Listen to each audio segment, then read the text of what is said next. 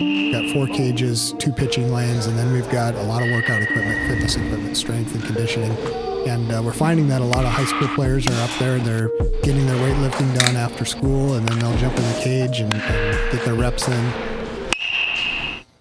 Welcome, 24/7 Diamond Talk, softball and baseball fans. This is episode 5. I'm Tom Richards, your co-host, along with Chris Willert, the other co-host, and we have Matt Mangulis on via Google Meet tonight, and he'll give us an update later on a big series between University of South Dakota and St. Thomas with some local players in. But I think I will start talking about the local softball games between East, West, St. Clair, Loyola. So East had a challenging week for sure. They beat Owatonna 8-4 the other night. East is now 5-2 on the season. That made them 5-1. Kylan Stengel hit 2 home runs that night and had an awesome game. Almost had 3, possibly 4. But then last night, East lost a heartbreaker to number 2 ranked Winona. East is ranked number 3 currently. They lost to Winona 4-3, and it was a great game, and it went back and forth. Winona's legit. Was that down in Winona or was that here? That was at East. That was at East, okay. Yeah, at the same time, Bethany was playing on Thomas 1. Oh, hopping up there. And they swept North Central for the second time this year, I think so. But on Thomas 2, East and Winona just played a great game, which they have the last 3 years when we met. I think 2 years ago, Stengel beat them with a walk-off homer here. And then last year, we beat them, I think, 3-2 in Winona in the rain, and it was supposed to be a doubleheader. Second one got canceled, and then they graduated a whole bunch of superstar pitchers and a catcher and some other players, and East lost some good players as well. But this year we thought they had lost more than East did, but it turned out they've started off the year with a great record, and they beat East 4-3. It was a well played game. East didn't lose on errors or anything, and Kai pitched good. They just got a little bit more clutch hits than us, and we got a few too. Sounds like a fun game then. I mean, it was. If it's clean and no errors and stuff like that, that's kind of what you're hoping for. Very well played. Yep, 2 good pitchers. Awesome. They both average over 10 strikeouts a game, and I don't think either one had 10 in that game because it was just a well played game. But nice. So that was good. So East is sitting right now at 5-2, 4-1 the Big 9. Mankato West had a successful weekend at their tournament up at Chile Caswell Park last weekend. They went 2-1. They beat Apple Valley and Edina. They lost to Rockford in a close, high-scoring game. And then after that, they beat Century in a come-from-behind 7th-inning win. Century has a good pitcher, Morgan Erickson, but so does West and Brooklyn Gertis. And she kept him in the game until the 7th inning, and West came back to beat them by maybe 6-2. I'm not sure what the score was, but they had a big 7th inning. And then just yesterday, they beat Albert Lee in 5 innings. So Albert Lee's having a tough season. So West really went 4-1 this week. They're 8-2 now on the year. And they are now the lone undefeated team in the Big 9. And Winona is 5-1 in the Big 9. East is 4-1. Now, have Winona and West played? No, they have not. They have not. So that could be what determines things. And West hasn't played East yet. Well, East hasn't played West yet. About that. Yeah. And West hasn't played Owatonna yet either, which is another contender. Yeah. West has played Northfield, who's another contender. They beat them early in the year, first game of the year, I believe. But Owatonna and Northfield each have 2 losses in the league. Winona and East have 1, and West has 0 right now. And then St. Clair Loyola, they're 4-2 now. They lost to Cleveland last night up at Good Counsel campus, up at Loyola 8-5. But they did beat Nicollet also 3-0. So they're off to a good start at 4-2. West is at 8-2. East is at 5-2 right now. So I think we'll move on to Chris and see what happened in baseball. Yeah, I guess in the baseball world, actually, I'm gonna start with the Class A stuff here first. Valley Conference is obviously getting going and everything. Lake Crystal yesterday, I didn't realize this. Lake Crystal is 6-0 overall right now, 2-0 in the conference. But last night, Landon Sanderson, kid's a freshman, throws a no-hitter, 7 innings. So obviously you need to get 21 outs, right? Yeah. 20 strikeouts. Oh, my Lord. 20 strikeouts, 1 walk. That was against Grenada Huntley, East Chain, Truman Martin Luther. Did I get that right? I think I got it right. Gameldehek. Yep. So 6-0, you said, Lake Crystal? Yeah, they're 6-0 right now. The softball team is 6-0 as well. The only undefeated team in the area. Well, like I said, he's got 20 strikeouts last night, which that's incredible. But on the season, 18 innings pitched and 43 Ks. So before last night, he had 23 Ks and 11. That means he's averaging well over 2 strikeouts per inning on the season. That's that's a kid that's having a year. So congrats to him. Loyola yesterday, 13-7 over New Richland, Heartland, Ellendale, Geneva. Jackson Libby was 3 for 4 on the night, 3 runs, 3 RBIs, 2 stolen bases. I mean, I would probably give him the most outstanding player for the game for that one. And then Christian Thunick, Cam Fogel, Eddie Engen, and Tyler Skinner all added multiple hits. And TJ O'Malley threw 5 innings, giving up 1 earned run. Loyola off until Friday, so they get a couple of days. Off there. On the east-west side, Monday night, East played Faribault at home, 7-1 win. Caden Willert, 6 innings pitched, 3 hits, 1 run. Looked really good considering that was the first outing pitching-wise for him this year. Caden Hansen, 3 for 3. Owen Stoopman, 2 for 3 with a couple RBIs. Here was the most impressive part, or I'm not going to say the most impressive, but very impressive. In the game, East had 9 stolen bases and 0 strikeouts. 0 strikeouts. That does not happen very often in a high school baseball game. So that was kind of impressive there. Yesterday, we went down to Winona. Winona, very tough. 5-1 coming in. And I think their tweet last night from the Winona program was, in fact, I'm going to quote this: "Sometimes you're the hammer, sometimes you're the nail." Yeah.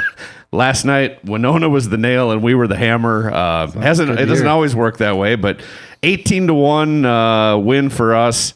Nate Bridger, 4 innings pitched. And then from there, Carson Hart had 3 RBIs and 3 hits, 3 RBIs.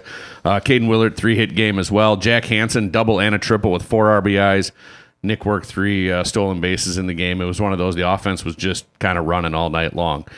So that was a fun one. You know, if you're going to drive 2 hours to Winona, that's kind of what you want to see. Yeah. And I told my kid that afterwards, I really hate that drive, right? And he goes, yeah. And I go, thank you for making it worth it. So that was fun. And on the west side, Monday, 11-4 over Rochester Century. In that one, Charlie Hooterlick went 3 for 4 with 2 stolen bases and 3 runs. Mason DeRose, 5 innings pitched, 2 runs. Yesterday, they played Albert Lee, picked up a 7-0 win there. Wilson Moggers, 7 innings pitched, gave up 1 hit. 1 hit in the entire 7 game. innings. Wow. And guess what? It was the first batter of the game that he faced. Wow. So he went no-hitter after the first batter of the game. He went no-hitter the rest of the way. For West, they had 7 players with hits in that one. Wilson Moggers on the season right now, 19 innings pitched, 5 hits, 3 walks. That's a .421 whip. And 34 strikeouts. And that's kind of been the story between him and then Kaylor Chamberlain. 10 innings pitched on the season, only 3 hits that he's given up with a .68 whip. That's kind of been what they've done all year. So that's basically what's happened here in the last week game-wise. I'll come back to some standings and section stuff here in a little bit. All right. So that's Thanks, what we're looking Chris. at right now. Yeah, we'll get back to you in a little bit with a few more segments. We're going to bounce around quite a bit today in this episode. I'm going to talk about games of the week coming up in the local softball scene for high school.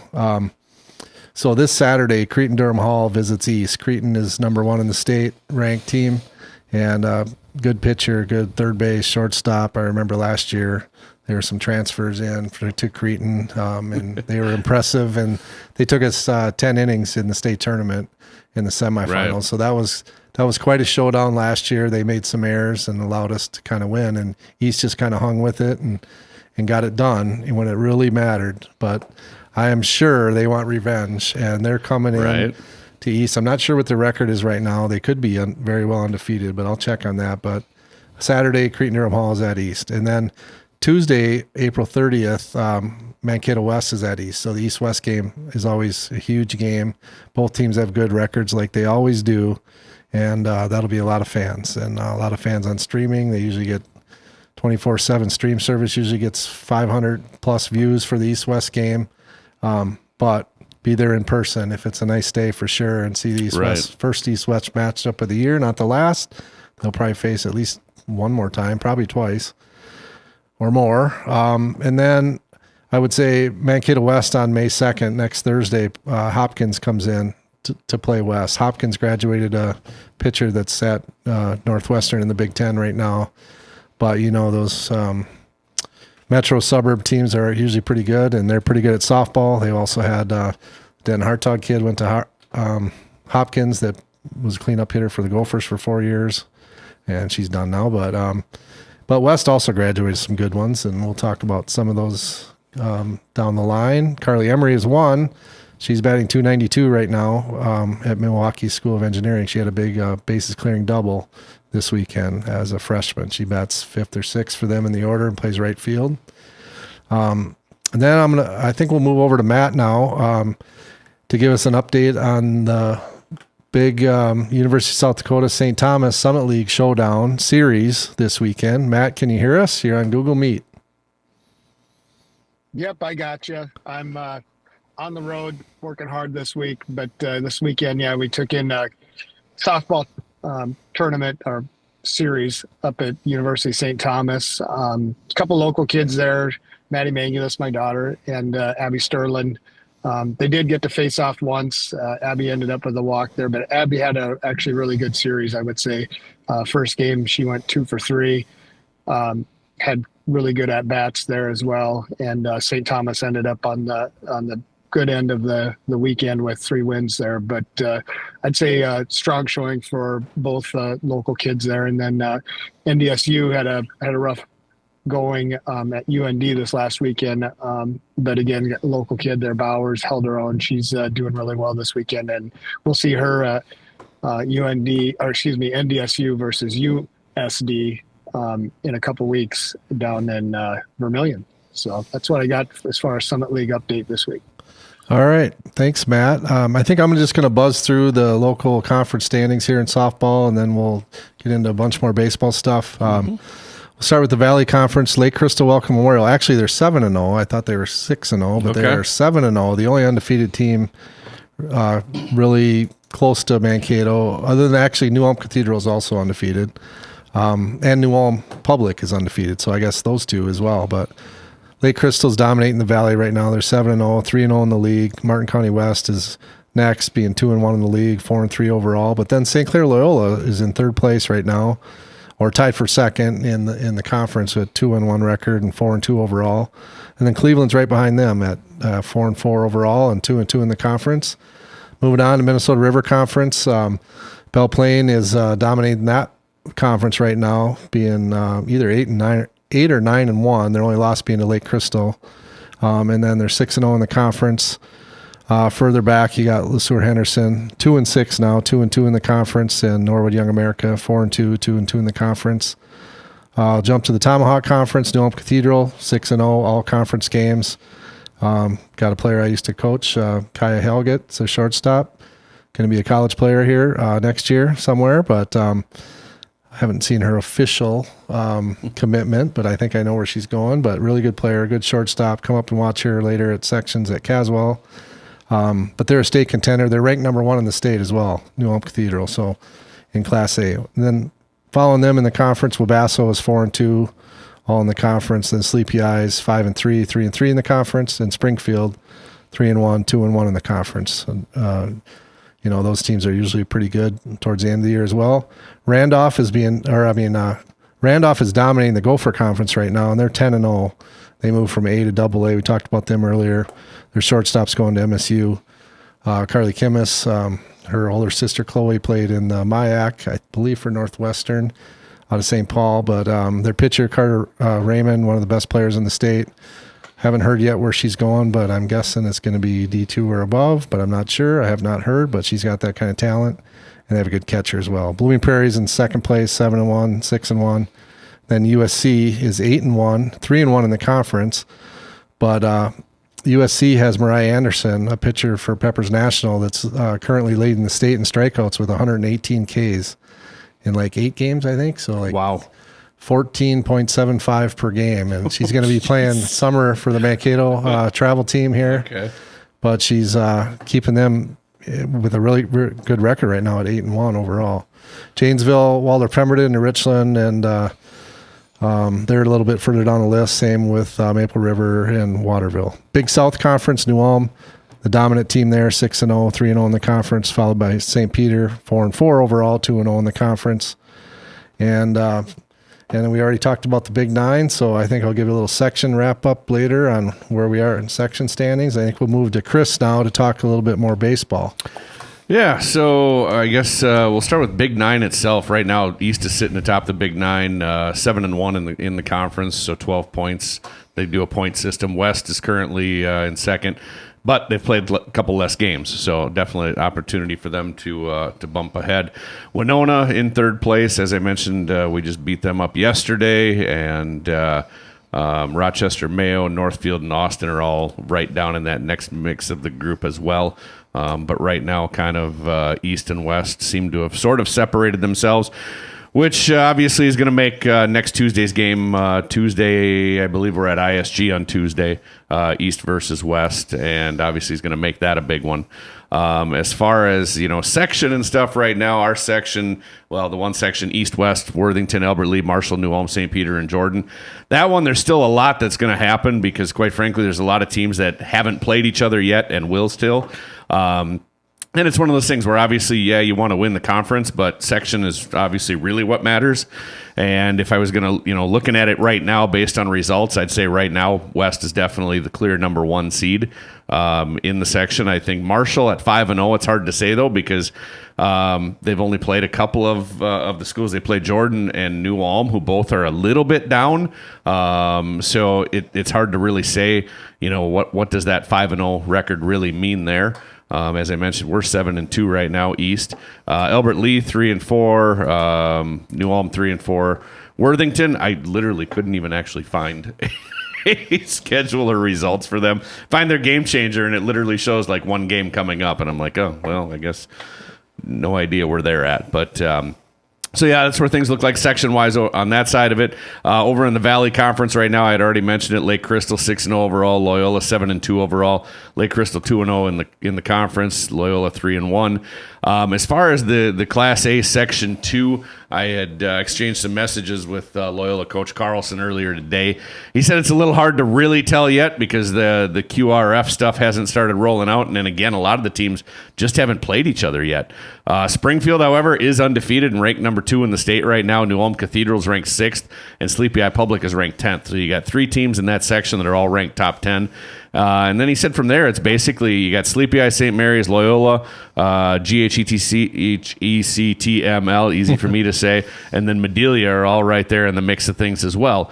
So you got Loyola who's sitting at 7-2 overall, but you still got 3 teams ranked in the top 10 in the state above them. So that's kind of what I got there as far as sections and conferences.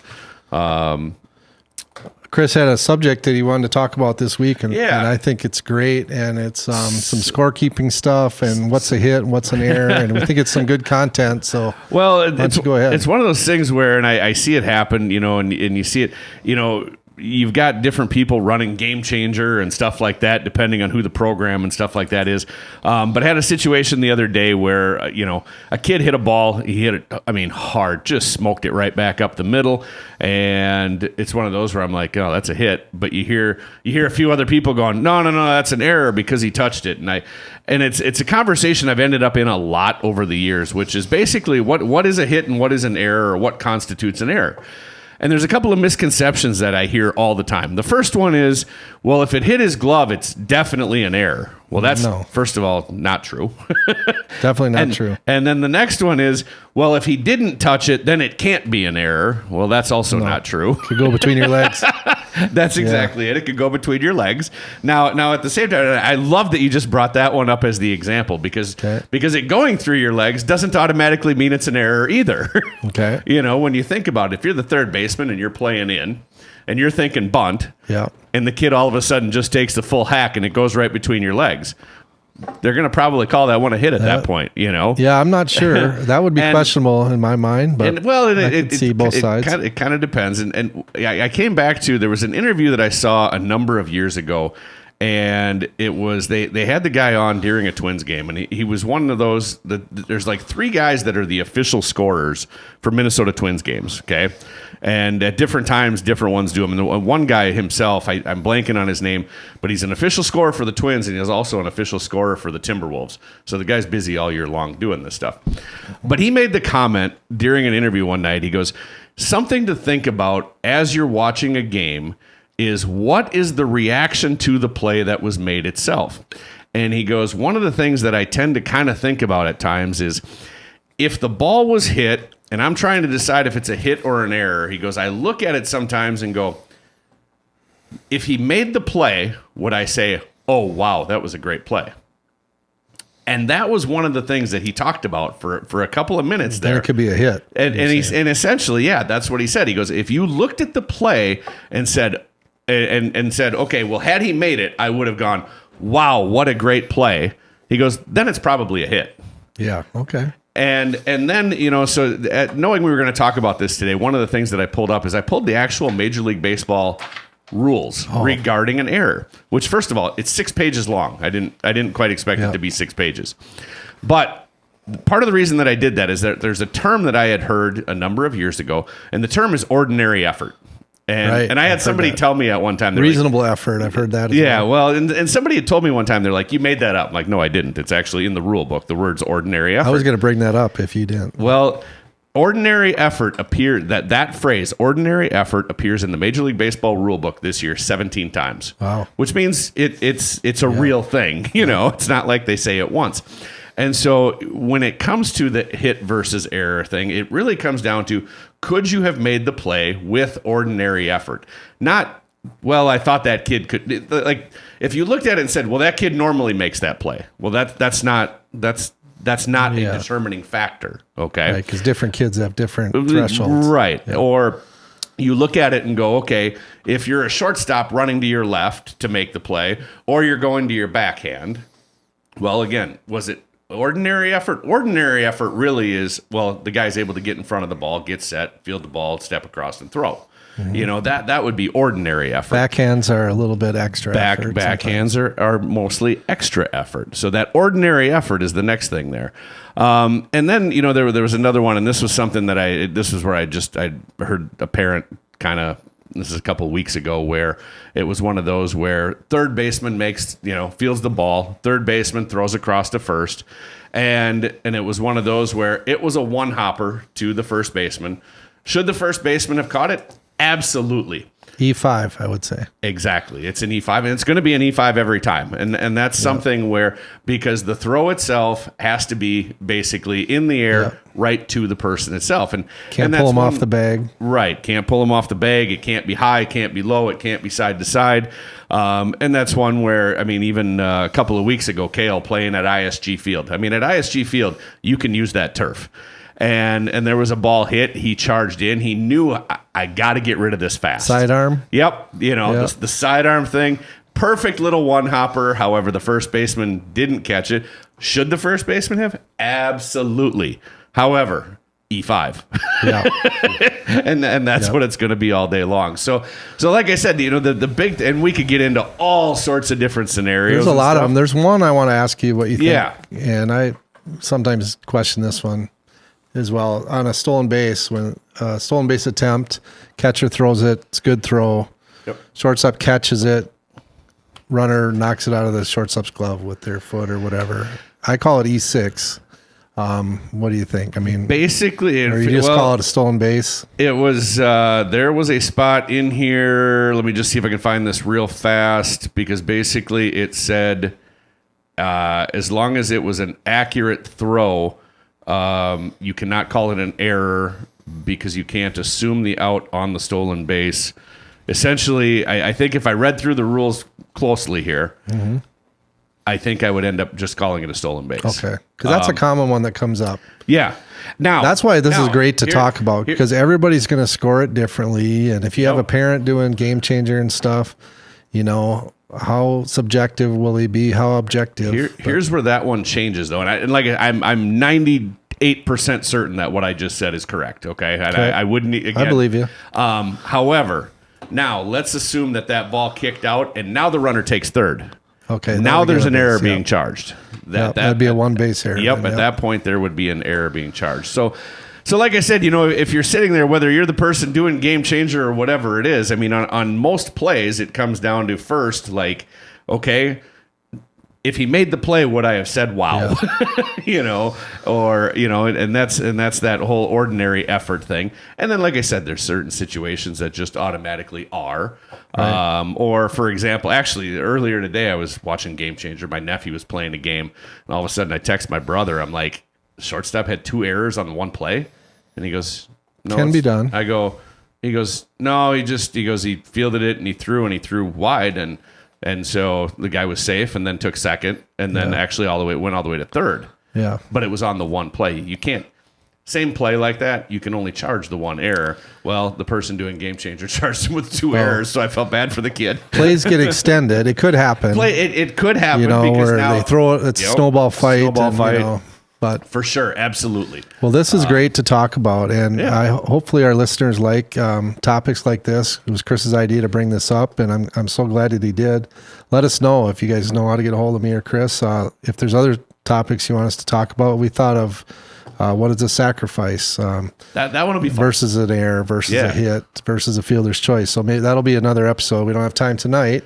We have other things to get to for sure. And the reality is we could have taken this whole error thing and turned it into an entire podcast. We could have talked for 2 hours. No, it's good stuff, and I think maybe we'll touch on this again going forward because he's got 6 pages from MLB, and it's just good. I think it's content that we can actually help the game and the local scorers and fans. I want to jump in. One question too on this is, you can get an error, if I'm not mistaken, by not making a play or not making an effort. Say, Texas leaguer. Oh, for sure. Everybody stands there and watches it drop in the middle. Nobody calls the ball, and it hits. Drives a pitcher dad crazy when they call it a hit. Here's the thing on that one. Generally, if you have 3 of them standing there, it's tough to call the error because who do you call it on? Now, at the same time, let's just say it was that Texas leaguer. It's hit right in front of the right fielder. And the right fielder just literally, pulls up thinking they're not supposed to catch it or something. Yeah, now I would go error on something like that. We should have a category for team errors. Example as an infield pop-up, for example. Infield pop-up and shortstop and second base both look at each other like, oh, that was yours and that was yours. That's a good question. I wonder how they would score that in the majors. I'm going to go with generally, because I've seen it happen, and generally that's going to be a hit. Yeah. That's they don't know who to charge, but for a pitcher's dad. They're going to hate it. Oh, I know, because the ERA changes. Yeah, you'll have to look in that rule book, because I'm going to bet 50 cents that the scorer has the discretion to call an error on whose ball should have called it. He would. I will agree that would have the discretion to do that, but I don't think they will, and I think they'll rule hit. All right, we're going to move on. Right. We got a few more things to get to. The pitcher's dad doesn't want the pitcher's dad wants errors. I'm going to give a real quick update of the local colleges on where they're at. So Bethany Lutheran College is 19-9. We just mentioned they swept North Central again. MSU is 37-13. They had splits with Winona State and Wayne State this week. They're probably going to get either 3, 4, 5, or 6 seed for the NSIC tournament. That'll be at Augustana and single elim this year and pay-per-view. So, but they do get a chance to play Augustana this weekend on Sunday, and also Southwest on Saturday, I believe. Gustavus, they swept McAllister, and then they split with St. Scholastica and St. Kate's. So they're 18-16 right now, but 12-4 in the MIAC, and the top 6 make the playoffs, and they're well positioned there. So they're in the top 2 or 3 right now. Back to high school, shout out to Don Cruzmark for 500 wins as a Minnesota high school coach, 12th person to ever do it. That's impressive. And probably, I think he's got the 3rd best winning percentage of the people that have won 500 games as well. Behind the leader, Pat Bolin, I believe, at Winona Cotter, and then Troy Bauman, a friend of mine from Pipestone. Well, that actually, winning 500 games means 2 things for Don. You know what those 2 things are? Mm-hmm. Number 1, really successful program. Yeah. Number 2, Don, you're getting old. Yeah, right. And then the last thing that I have, and then we'll finish up with Chris and some more baseball stuff, is I'm going to just run through the section standings right now, all in Section 2, but in 3A, New Ulm is in first place right now, then East and West, then Worthington, Marshall, St. Peter, and followed up by Albert Lee. There's 7 teams in that section this year.